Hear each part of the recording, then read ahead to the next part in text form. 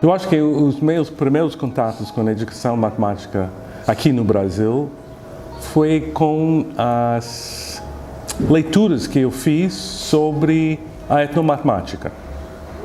E eu encontrei o Bertrand D'Ambrosio num evento que aconteceu no Canadá. Era em 87 ou 88, não me lembro exatamente. Mas foi lá que eu vi ele falando sobre a importância da cultura para a matemática, para o desenvolvimento da matemática e sobre as diferentes interpretações da matemática com base da cultura das pessoas. E foi numa época em que eu, na minha universidade, nós estivemos conversando, discutindo sobre uma mudança curricular com base de um novo entendimento de cultura. E foi minha primeira vez de pensar, até que ponto a cultura de um povo, uma cultura de uma nação, como é que essa cultura vai influenciar a prática de fazer a matemática e também as ideias matemáticas, o raciocínio matemático. Então, quando eu conheci o Bertrand D'Ambrosio, nós ficamos correspondendo pelas cartas, cartas reais, não e-mail.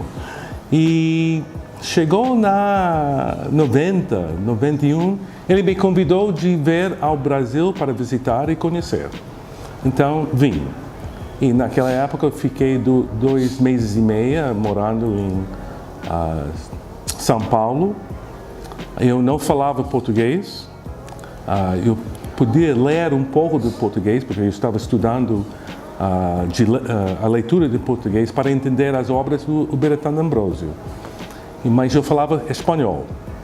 Então eu fui à Unicamp, visitei a Unesp, Rio Claro, fiz algumas palestras usando o meu espanhol para tentar falar português.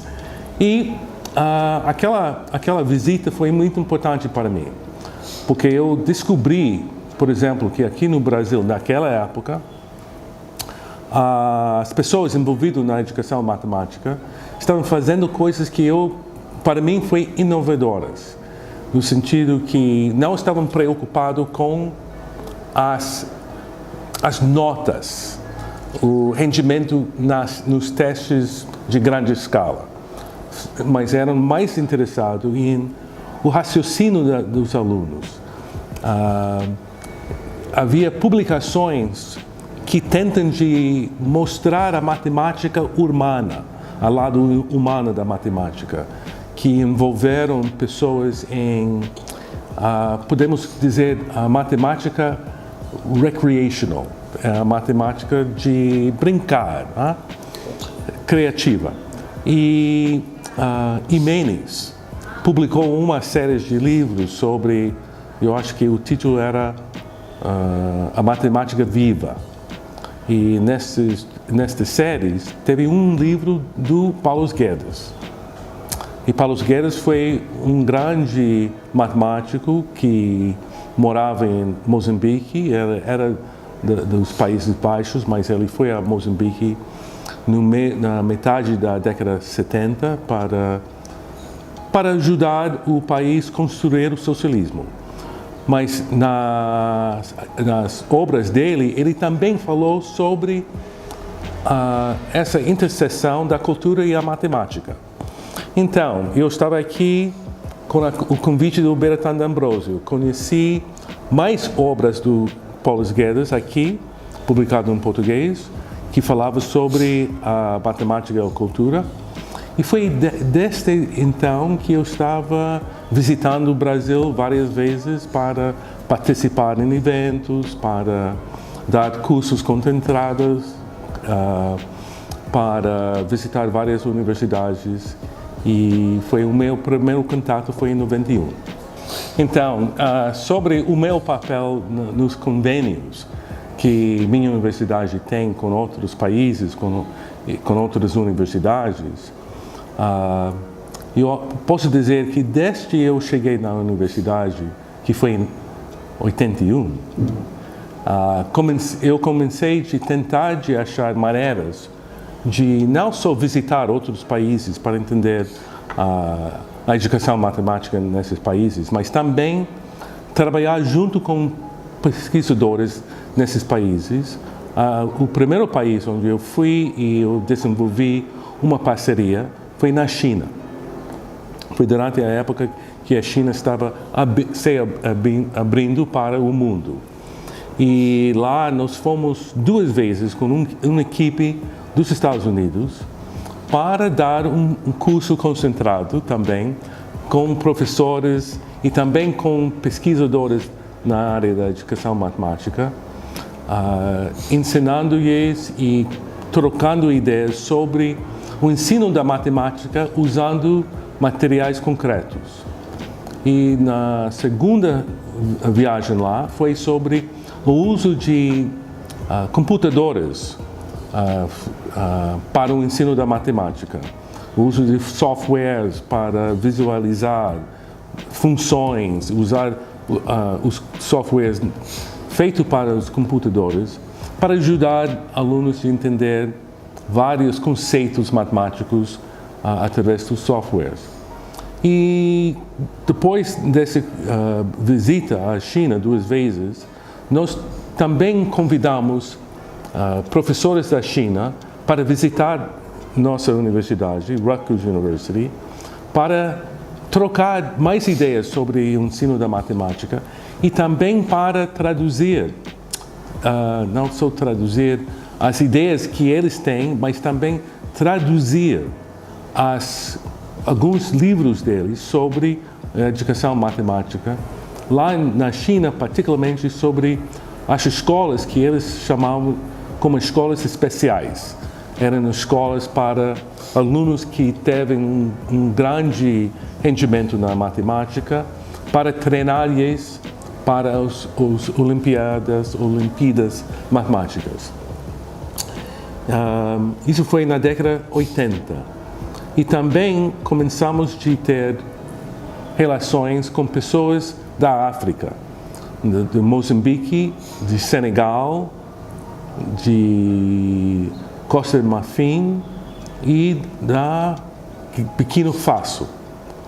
E nós tivemos várias visitas de não só pesquisadores na área de educação matemática, mas também matemáticos e alunos deles que vieram a estudar nossa universidade. Então, estamos abrindo as portas da universidade. O meu campus é um campus que fica numa área urbana.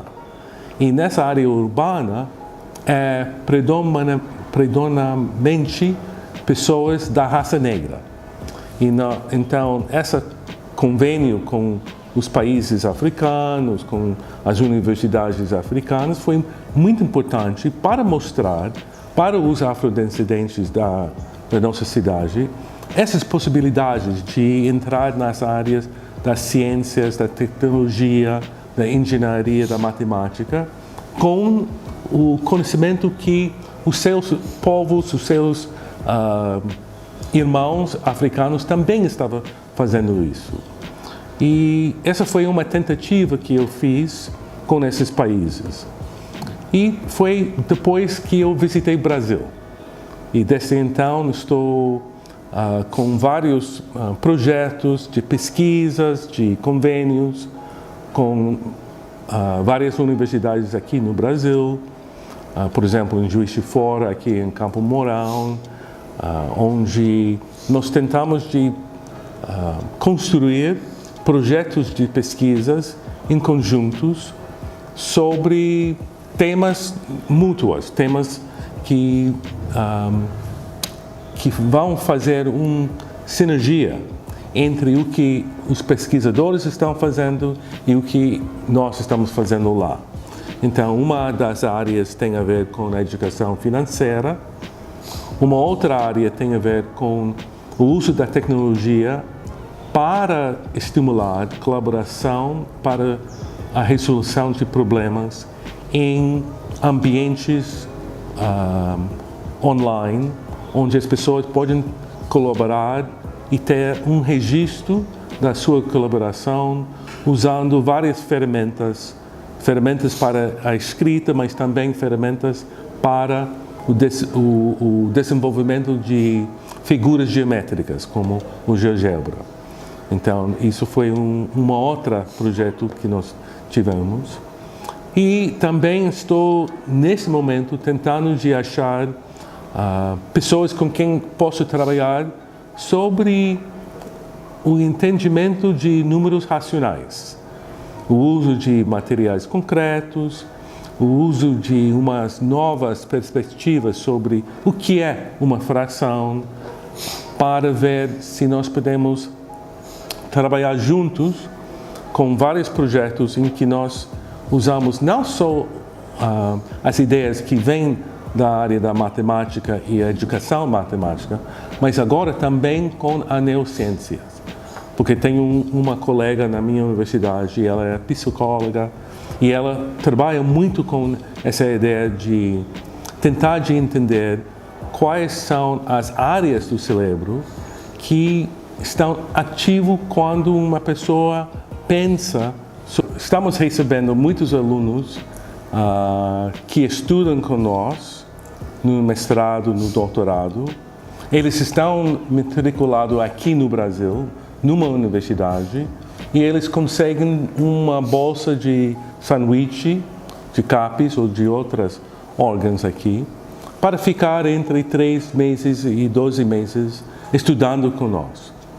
E nós recebemos deles numa maneira em que tentamos de ajudar eles a achar alojamentos, nós oferecemos espaço no nosso departamento, um escritório, e eles fazem parte do nosso grupo de pesquisa.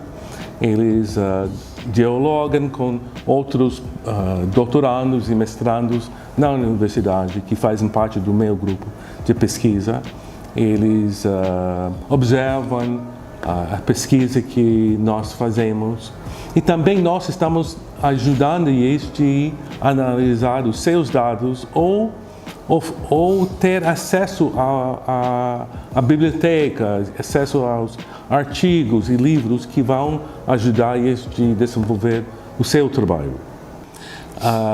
Estamos com um projeto maior do que fração. Envolve todos os números, diferentes tipos de números racionais, frações, decimais e porcentagens.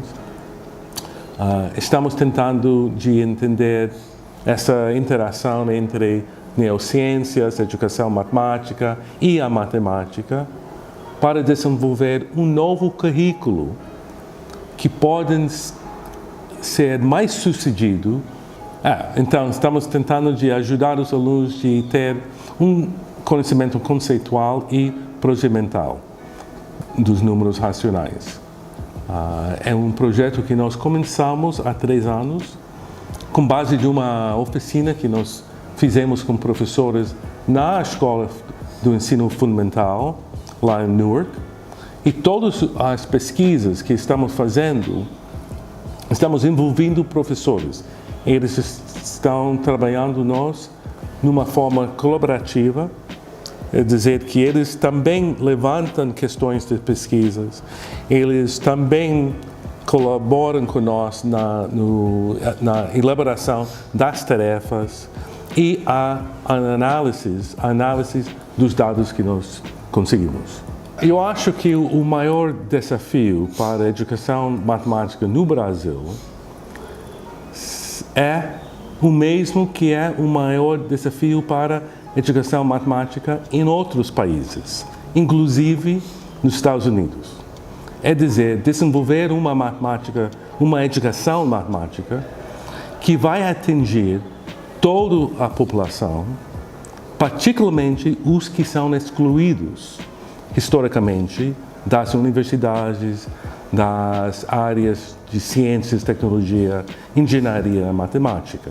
Eu acho que isso é o maior desafio que a gente tem.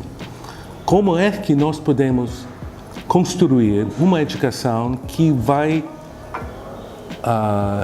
ser bem-vindos para essas pessoas e vai empoderar eles de atuar nos seus países, nas suas comunidades, para não só conseguir carreiras nessas áreas, mas usar o seu conhecimento para melhorar as condições sociais, políticas, econômicas da sua comunidade, da sua nação. Eu acho que isso é o maior desafio que nós temos. A educação matemática aqui no Brasil tem como diferencial com respeito aos outros países. Eu acho que tem pelo menos duas áreas que eu admiro a maneira em que pesquisadores aqui no Brasil estão fazendo. Primeiro, a questão de inclusão. Aqui no Brasil, eu vejo várias pessoas pesquisando maneiras de entender como a educação pode incluir surdos, cegos, pessoas com deficiências físicas na sala de aula e na educação matemática, e também tentando de entender as maneiras em que o raciocínio deles possam ou não ser diferente do que os outros. Isso é uma área de destaque, eu acho, aqui. A outra área que eu acho que é destaque é as investigações sobre a história da educação matemática e a história da matemática. Pelo menos nos Estados Unidos, é muito difícil encontrar pesquisadores que estão interessados em entender a história do desenvolvimento da educação matemática e usar esses resultados para informar o que estamos fazendo hoje em dia. Eu vejo aqui no Brasil tem um grupo maior, um grupo bem ativo, pesquisando essa área da educação matemática, a história da educação matemática. O que me motiva para fazer essas parcerias aqui no Brasil e em outros países tem muito a ver com minha curiosidade sobre culturas, no modo geral, mas também sobre movimentos sociais que estão acontecendo em vários países para melhorar, para conseguir uma maior justiça social. Então, eu acho que estou procurando maneiras em que a educação matemática, a minha maneira de atuar como pesquisador, pode contribuir a melhorar a justiça social lá nos Estados Unidos.